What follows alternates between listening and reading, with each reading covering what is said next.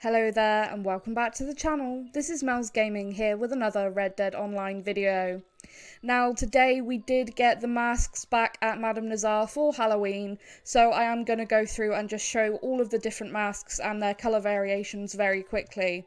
We also got the Halloween Call to Arms special event, which is pretty cool. I have been doing a couple of matches of that and seeing what it's all about. It is basically the same as the normal Call to Arms, but instead of normal NPCs, it's zombie NPCs, but it is pretty fun. I do recommend doing it with a posse though, as trying to matchmake with randoms I've found quite difficult. But anyway, the Halloween stuff is here now for Red Dead Online. However, they didn't drop the Halloween pass today. That will be tomorrow the 27th. So if you're waiting for the Halloween pass, that should be out tomorrow.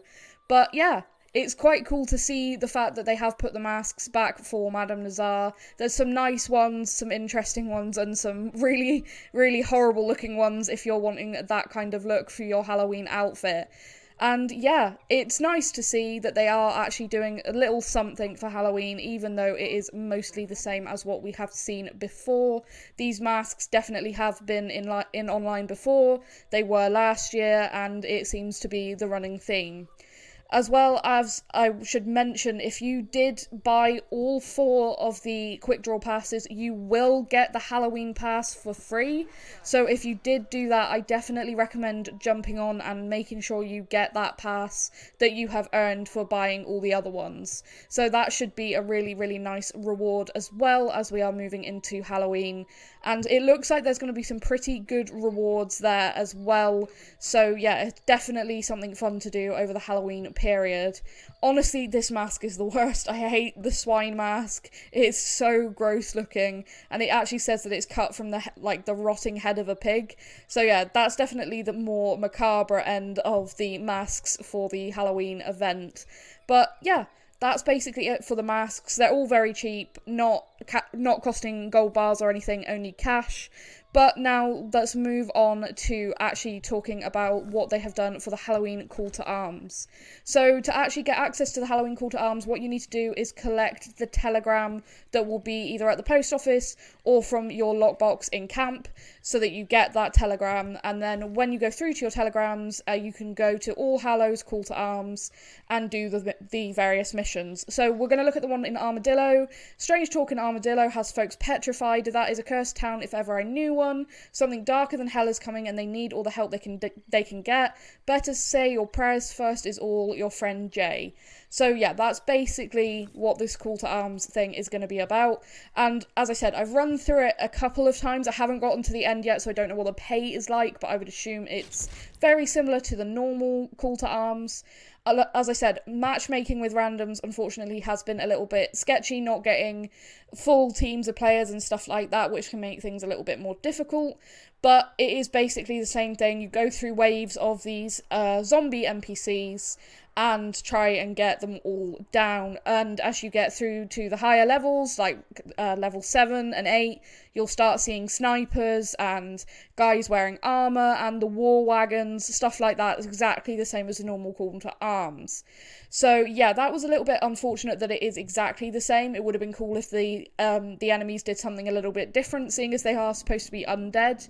But yeah, the only real difference is that you can collect a Night Stalker mask and basically for that wave become a Night Stalker. However, when I tried this, it really seemed pretty pointless, because if you've got a decent team that are actually shooting down the enemy NPCs, you're really not that quick when running around as a Night Stalker to get there, because you haven't got any weapons other than throwing hatchets and a machete. So yeah, it's a little bit lackluster that it doesn't really give you that much of an advantage basically over being your normal player from what I have seen. But you can choose your defensive positions for your allies exactly the same as normal. They do tend to be a little bit hard to get into place. I had numerous allies that just didn't want to go into certain places that took a while.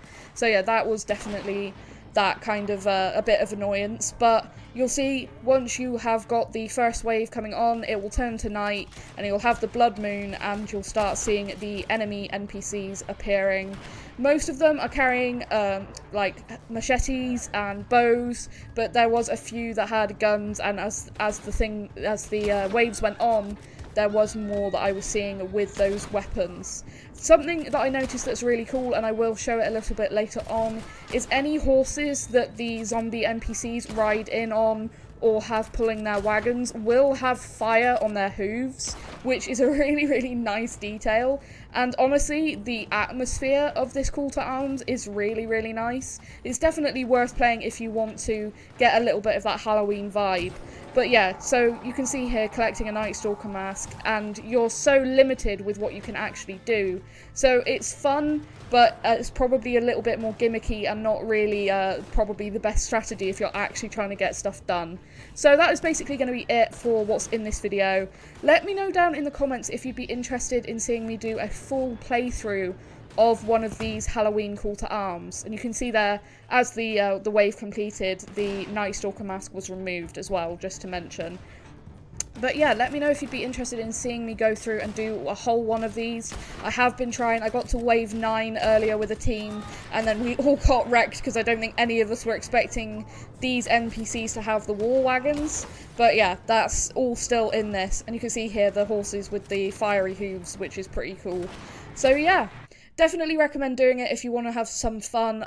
As I said, I don't think the pay is going to be great, same as the normal call to arms, but it's definitely a nice little bit of fun. So I hope you guys have a fantastic Halloween. I will cover the Halloween pass tomorrow and show all of the rewards as normal that I do with these kind of passes.